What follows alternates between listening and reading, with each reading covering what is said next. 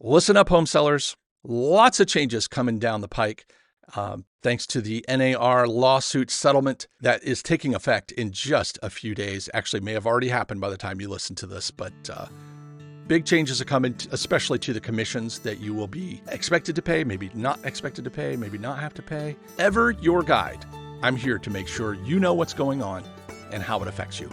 So let's dive in to this topic. Hi, and welcome to Talking Realty, the go-to podcast for home sellers looking to make more money, save time, and avoid headaches. Whether you're selling a flip, a new build, an income property, or the place you call home, you're in the right place. I'm your host, Glen, 20-year broker and founder of the Ohio Property Group. Most home sellers hate paying huge commissions to realtors. At the Ohio Property Group, we do the same things as other realtors, but instead of charging 6% to sell a property, we charge a low flat fee. So our sellers save thousands of dollars and get better results. To learn more, head to talkingrealty.com to pick up your monthly newsletter or any of our free home seller tools. And if you haven't already, please subscribe to the Talking Realty podcast and give us a quick rating. Now, let's get to it. Oh, folks, lots going on in my world. And I really almost didn't do this episode because I know shortly after it comes out, a lot of it's going to be, some of it anyway, is not going to be this evergreen stuff. I like to put out stuff that you can listen to in 5 years and it still applies. But hopefully all the changes we're seeing as a result of the lawsuits and a recent law change in Ohio, which is probably going to be followed suit by many other states, hopefully that this is kind of the beginning of a new era in real estate. So I'm talking about way back in 2020, a bunch of home sellers got together, sued the National Association of Realtors and a bunch of other big real estate companies, Keller Williams and Remax and Coldwell Banker, but just everybody got thrown in on this thing. And they ended up winning a $1.8 billion verdict. And because it's got antitrust rules, I guess there's the eventuality that it could have been tripled to $5.5 billion. That is enough to put a whole lot of people out of business. So what did they do? They all settled. I think everybody is now settled. Various MLSs that were involved, multiple listing services, that is, that are owned by some MLSs are private, some are owned by realtors. But anyway, some got named. They were sued. Then a bunch of copycat lawsuits happened. And it was just looking real bad for the old Realtor Association. So the National Association of Realtors, or hereafter NAR, because National Association of Realtors is a flippin' mouthful, and I don't want to keep saying it, and you probably don't want to keep hearing it. All right, anyway, NAR gets together with their lawyers and the courts and the settlement, and all this stuff happens. And the upshot is, back in April, we found out that they settled for $418 million. A lot of money, but not 1.8 billion or 5.4 billion or whatever it was going to be. So, okay, hats off to them. They got it sorted out. Great. Well, in order to get them to settle, NAR, with the, they had sort of a friend advising them. The Department of Justice was sort of looking over their shoulder because the Department of Justice has taken a really strong interest in the realtor community over the last few years because they just feel like there's some shenanigans, and they're not wrong.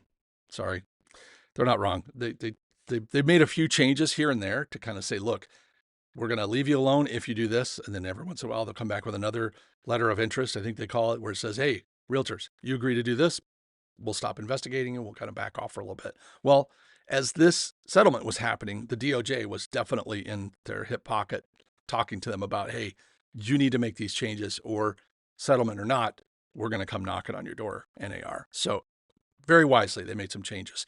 The big changes, just so you know what they are, is one, commissions are no longer allowed to be talked about in the multiple listing service. So that's one. Two, all realtors must explain to sellers and buyers, all clients, that commissions are not set by law, by an association or by the state or by anyone, and that they're fully negotiable. Okay, this just in, commissions are negotiable. Well, anyway, whatever. We'll talk about it in a second. And then the third one is that all buyer agents now must have a written buyer agency agreement, a document, before they set foot in a home with a buyer. All right. So those are the rules Now, what do those dominoes mean? Because those three dominoes are knocking over, well, two of them in particular are knocking over a whole bunch of other dominoes. The easy one to knock out is the whole you must tell everybody that commissions are not set by law and negotiable. Basically, what they're saying is we will tell the truth. Well, why do you suppose, as part of a multi-million dollar settlement with the Department of Justice looking over their shoulder, they had to make an agreement, being NAR, had to make an agreement to remind people in writing, by the way, that commissions are not set by law and they're negotiable. Well, why would they make us do that? Because for about 100 years, many people in the public did not believe that. They thought that commissions were set by law.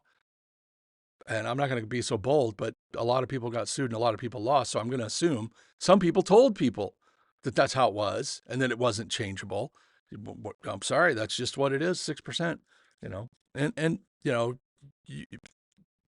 for those of you who haven't heard my rant, I defy you to figure out, all right, you go to any town of any size, there are multiple gas stations, for example, and they charge different prices. Yeah, they're all pretty close, but and the further you get away from that town, the more varied the pricing gets.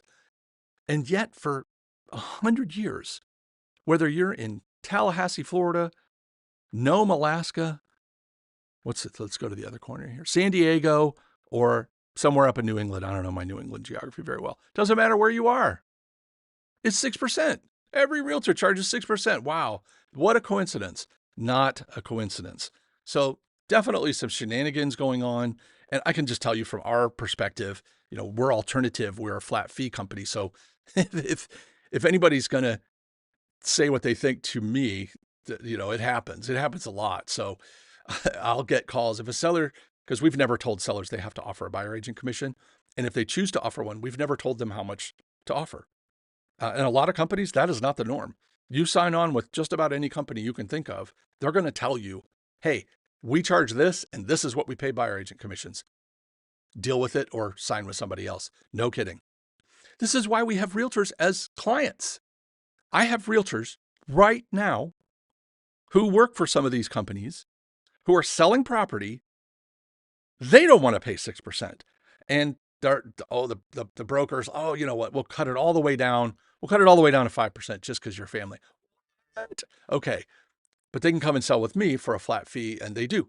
They just come in and say, hey, Glenn, can you list this property for me? Hey, don't you have a license? Yeah, but if I list it through my brokerage, I have to charge this much and I have to pay this much to the broker, blah, blah, blah, blah, blah. Wow. Okay. Well, I guess that's the way it goes.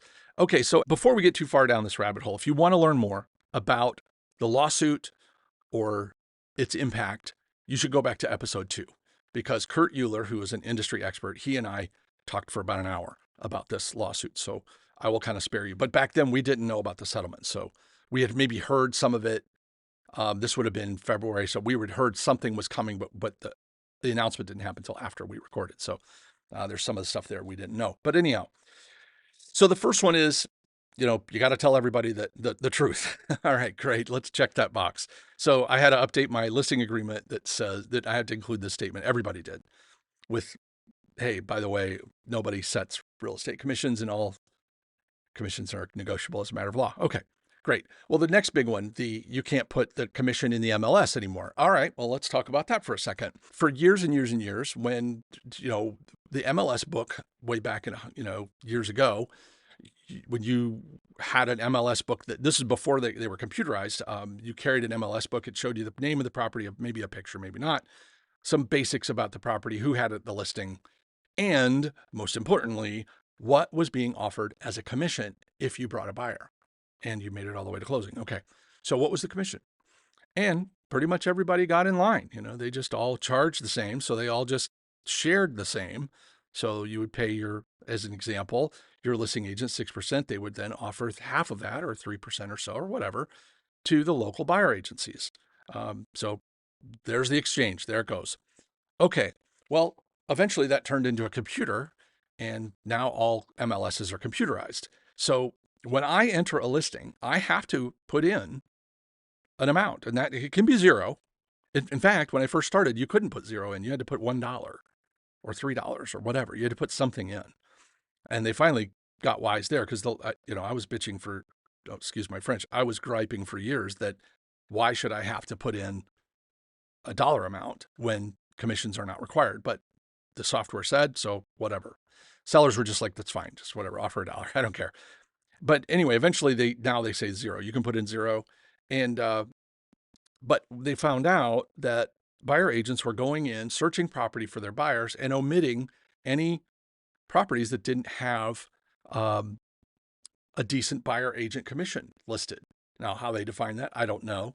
How many were doing it, I don't know, but enough that the Department of Justice and NAR felt the need to settle it by removing commission from the multiple listing service and any website that is fed by the multiple listing service. Because as you may or may not know, Realtor.com, Homes.com, Zillow, Redfin, on and on. All of these sites get their data from the multiple listing service. So a lot of them were displaying the commission to buyers and to agents. So agents didn't even have to log into the MLS. They could just go to this public website on their phone, pull it up. Oh, it's offering 3%.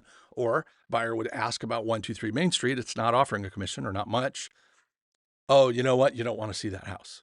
And again, these are alleged stories.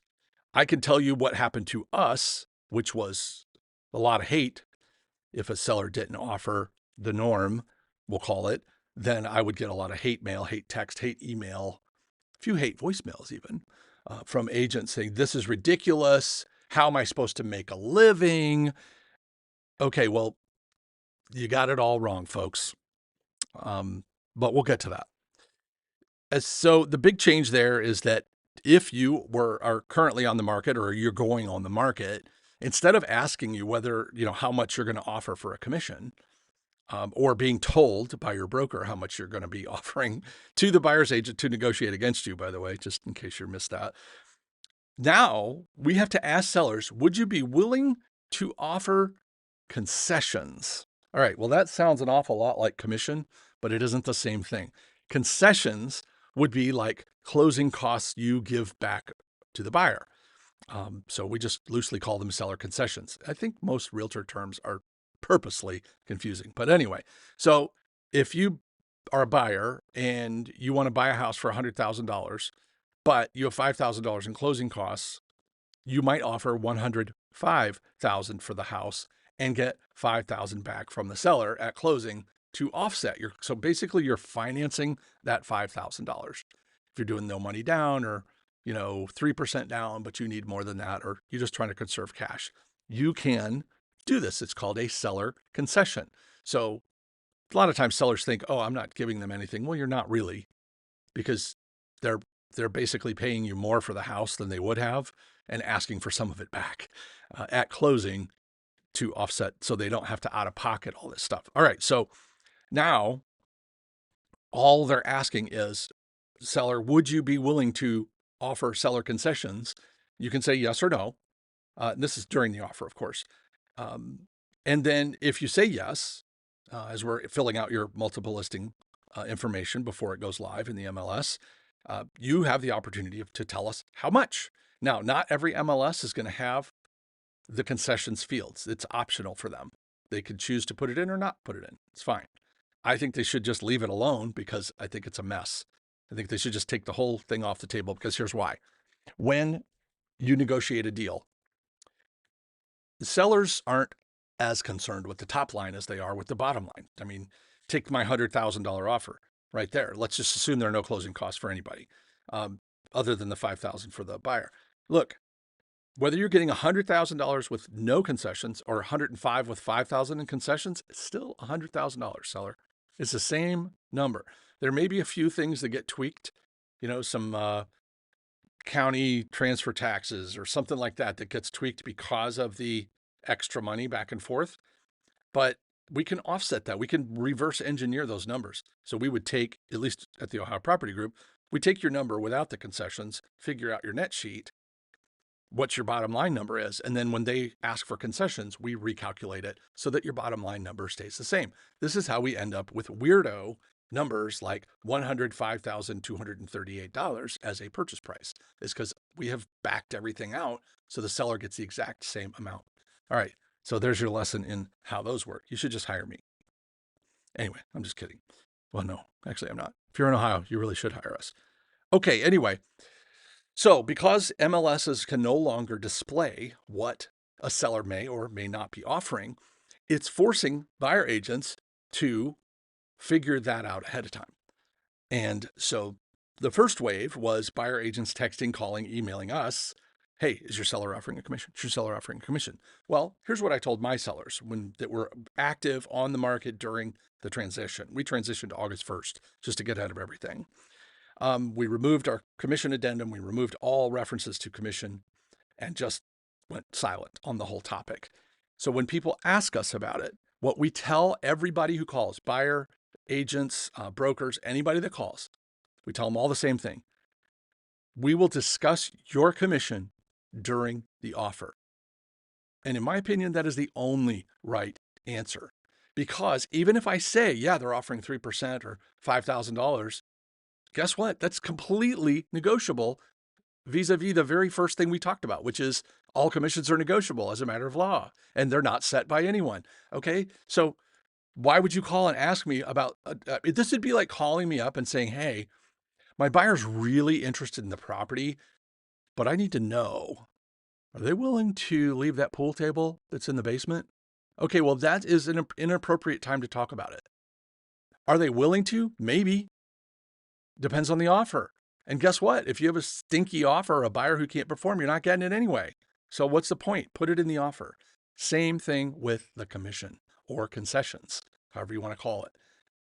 So if a buyer agent contacts me, I'm going to tell them exactly the same thing. You know what? Let's talk about it with the entire offer. Put it on paper.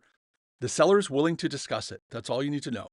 I would tell them the same thing about the pool table or the grandfather clock. Yes, it may have immense sentimental value and they may not be willing to discuss it, but I don't know that. And I'm not going to ask those questions. All I'm going to ask, seller, can I bring you every offer that comes out? Yes. Okay, great. Sometimes that offer is going to have stuff in it that you're not happy about. We're going to have to renegotiate. That's the point of what we do here. Okay, so no matter what comes in that offer, and guess what? By the way, even if I tell them, no, the seller is not willing to pay you a commission.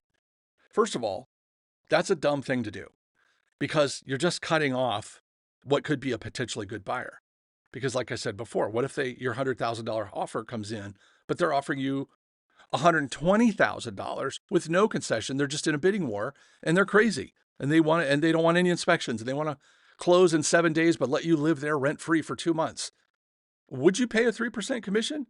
Oh, God, yeah, of course you would, because it's a great offer.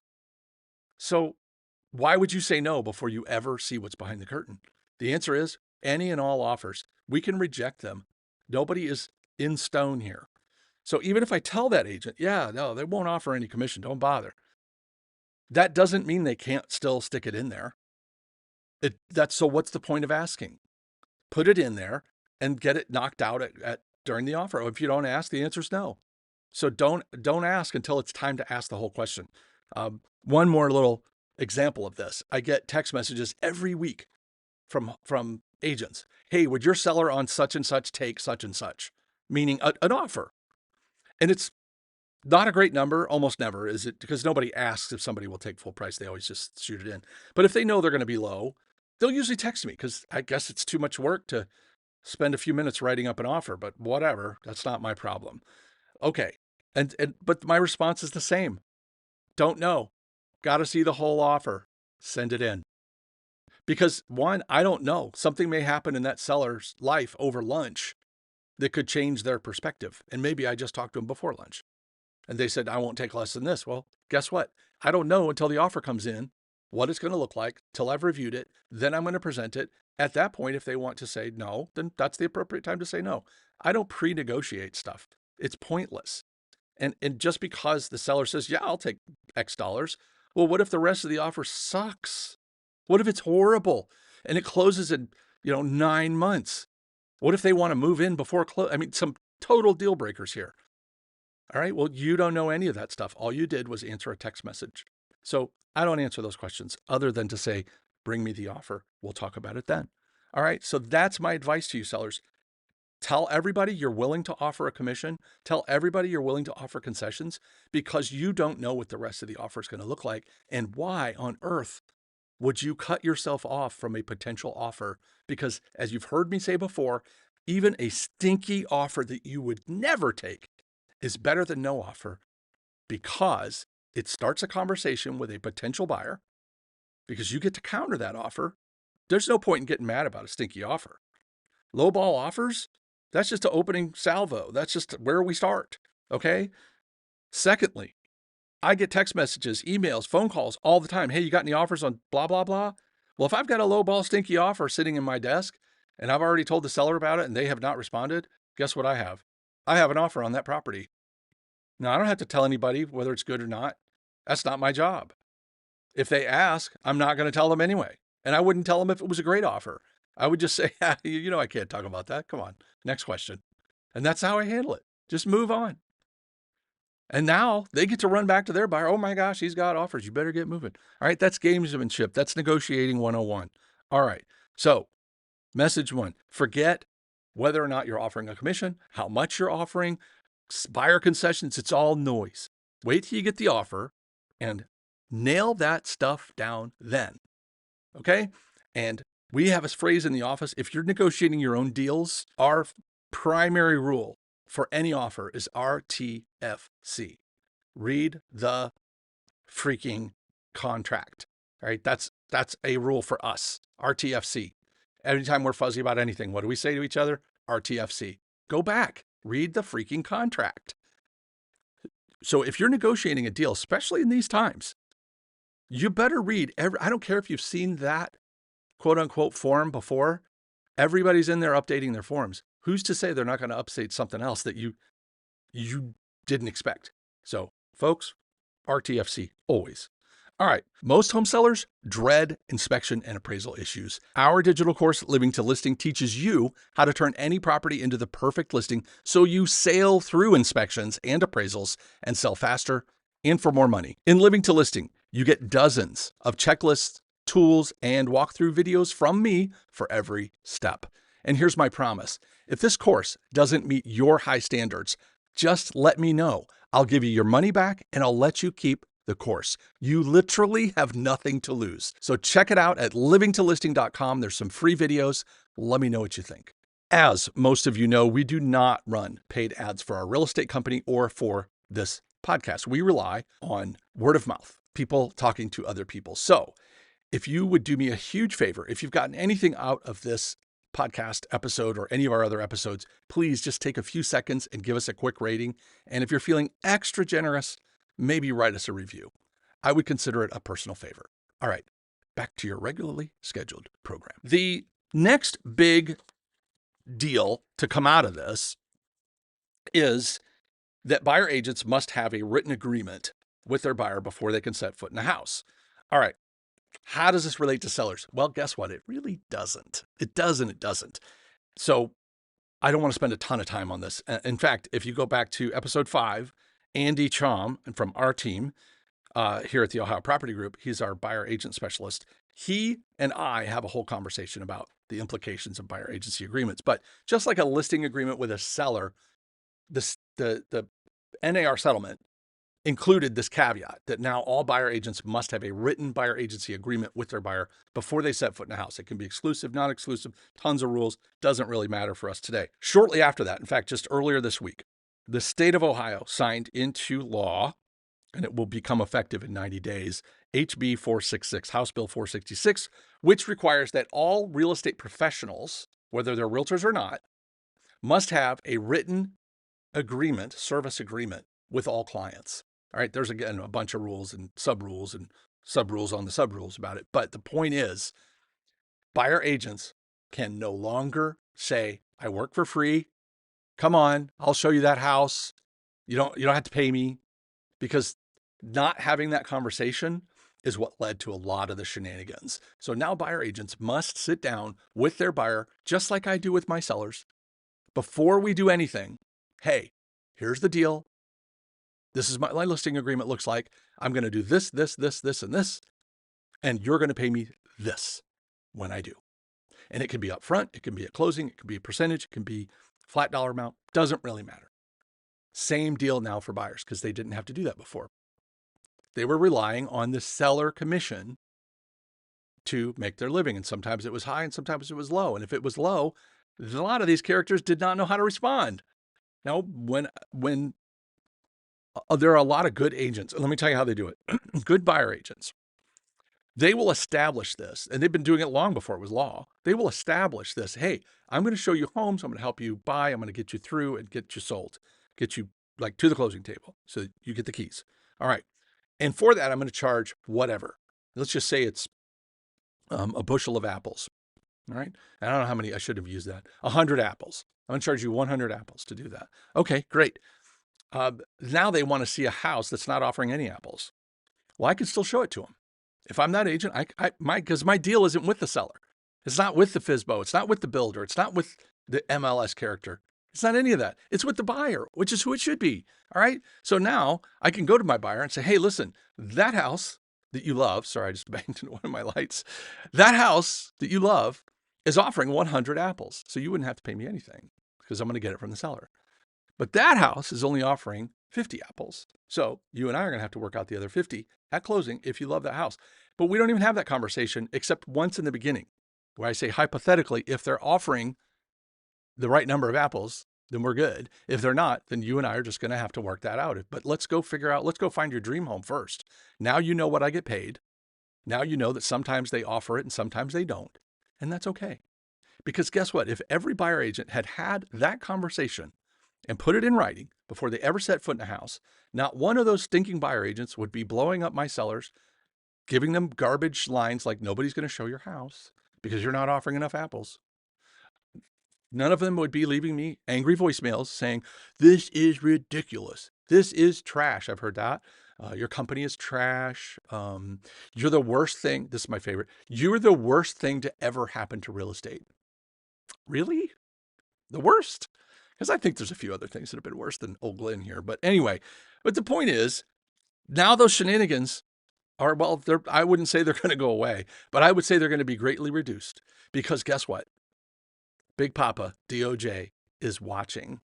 All right. They've already told us, because apparently realtors are slow to learn, hey, by the way, we know what kind of garbage you're going to try to do, and we're watching for it. And if you do, all bets are off. In other words, this part of the settlement was that we'll pay the $418 million. We will make these rule changes. And by the way, we can't be held liable for any deals prior to a certain date. So in other words, a seller from 2018 can't come running up to the podium and, well, I'm going to sue them now. Nope. It has to be after that date. Well, I'm pretty sure, as the nature of most settlements, if the realtors don't hold up their end of the bargain, meaning no more shenanigans, I'm sure the DOJ is just going to step in, or the courts are going to step in. So there's going to be consequences to say, you know what, forget it. All bets are off. You're on your own. Get sued a bajillion times until you're out of business. All I know is people better get right. So as sellers, all you need to understand is, one, you don't have to offer a commission. You've never had to offer a commission. Two, if anybody wants to know what commission you're offering, you tell them, bring me an offer and we'll talk about it. And that is the perfect answer. You don't have to think. Bring me an offer and we'll talk about it. Yeah, but I want to, you know what? I got an idea. Bring me an offer and we'll talk about it. I know, but before I show your house, I need to know. Yeah, I understand all that. Show my house, bring me an offer and we'll talk about it. Yeah, but some people are offering and some people aren't. No matter what they come up with, listen, smile, and say, yep, I understand that. What I need you to do, though, is bring me an offer and we'll talk about it. Are you open to it? Of course, I'm open to everything. I mean, I'd probably sell a lot of things for the right amount. So yeah, absolutely. I'm willing to listen, my ears to the ground. But guess what? Not going to talk about the offer till we got an offer. How's that? How's that for a great rule? Don't talk about offers until they're actually offers. So once you do get those offers, make sure you're looking for that commission, because here's what you're not going to know. If the buyer made a deal with the buyer agent to pay them their 100 apples outside of closing, you won't see it in the offer. So, but just make sure you read every scrap of paper that comes with that offer, or hire somebody to read it for you, somebody who knows what they're looking for. Because our job is to assess whether or not. I have no problems picking up a phone, calling a buyer and say, hey, are they paying you? Because I don't see anything in here. And in some cases, I might not do that because I don't really care. because it's not my problem. As long as it's not baked into the contract somewhere, fine. And I've had some come in with no mention of commission anywhere. Well, hopefully they figured it out with the buyer agent. But just like I'm pretty sure no buyer agent has ever sold one of my listings thinking, man, I hope Glenn gets paid. That's not their problem. And guess what? They're not going to make it their problem. So look, if the offer comes in and it's not in there, don't worry about it. But expect another conversation about it prior to closing. If it happens, you still don't have to cave. You've got a contract, but just understand that, it may happen, especially during this transition where people are kind of figuring stuff out. But at the end of the day, the goal is more showings because, as we talked about in an earlier episode, more showings equals more money because more showings means more buyers, means more offers potential, and more offers always leads to more money. So don't cut off anybody at that point. Don't cut off anybody. No friction. Keep the friction to a minimum. So when the offers come in with the offer, with the concessions or the commissions, real lightly, I'll cover this and we'll do it a little more in depth another time. Really just focus on the bottom line. Don't worry about the top line, except one asterisk is if it's going to get high enough that it's going to be an appraisal issue. But usually 5% is not enough. Okay. Even if it's 4, 5, 6%. Total of the deal is going to seller concessions or commissions or whatever, you're probably not in any trouble. If you are and you get a low appraisal, guess what you're going to attack first? The commissions and the concessions. That's what we do. In our low appraisal playbook, which is in my book, all of it, you can go get it. You can sell it. That's what it's called. You Can Sell It by Glen Whitten. It's on Amazon. It's on Kindle. It's on my website. There's a whole low appraisal playbook in there. And the very first thing we go after is concessions and commissions because it's the biggest piece of the pie. It's the easiest thing for me to cut out because if we don't figure out how to make this deal work, there aren't going to be any concessions and there aren't going to be any commissions. So we better get to work, folks. Everybody sharpen their pencil. Let's go. But that's the side thing. Main thing is worry about your bottom line. Okay. Don't worry about they're offering me this and they want this much. No, who cares? Focus on what you're going to walk away with at closing. And that's how you compare your offers financially. Then you also need to look at strength of buyer, strength of lender, how many, what sort of contingencies are in there, et cetera, et cetera. But, we'll get to all that and if we haven't already. So after you assess the offer with the bottom line stuff, then you're going to look at all of the other parts of the offer, meaning, how long is the inspection period? How detailed are they going to be? Do they want remedy or not? Is there going to be an appraisal? If they're putting down 25%, probably not. If it's conventional, maybe not. But, it's less likely. The more the buyer puts down, the less likely the bank is to order an appraisal. So this is just one more term for you to consider with your offers. So that's how it's going to impact you is, things definitely are changing. It's getting easier for sellers to take more and more control over the process, which is normal. And frankly, for buyers, it's much more transparent. Knowing what your buyer agent is going to make before you ever go out there is important. It's important to know because, that money's not falling from the sky. It's coming from the proceeds of the sale, as they say. Well, who sets that sale price? The buyer and the seller. They both have skin in that game. So it's important that everybody understands how this program works. So if you have questions about this, I beg you, please go to talkingrealty.com or look in the show notes. My contact information is there. I don't care where you are. Just if you have questions in general about how this works, or if you're in Ohio, if you have specific questions about how this works where I'm licensed, I'm more than happy to engage with you because it's important that everybody walks away from this smarter and better. One other tool we offer, if you go to talkingrealty.com, is a seller net sheet. So if you're in the midst of an offer or you're considering putting your house on the market and you want to kind of know how this is going to impact you, just go there. It's a seller net sheet. You can click on it. It's free. So you can click on it. You can play with it. You can ask us to help you. Again, all of that is one of our many free seller tools over at talkingrealty.com. All right, folks, it's been a great time talking to you. And I really, really hope you got a lot out of this episode. I had a lot of fun doing it. Thanks for sticking around. Hopefully you learned something or at least had some fun. If so, share this episode with someone on the socials. Feel free to tag me if you do. The Talking Realty podcast is brought to you by the Ohio Property Group, a family-owned brokerage serving all 88 Ohio counties with Realtor services. By the way, if you have questions or topics you'd like us to cover in the future, I would love to hear from you. Just head over to talkingrealty.com and say hello. Thanks again for tuning in. Until next time, keep making smart moves in your real estate journey. For the Ohio Property Group, this is Glen Whitten signing off. And remember, you can sell it. We can help.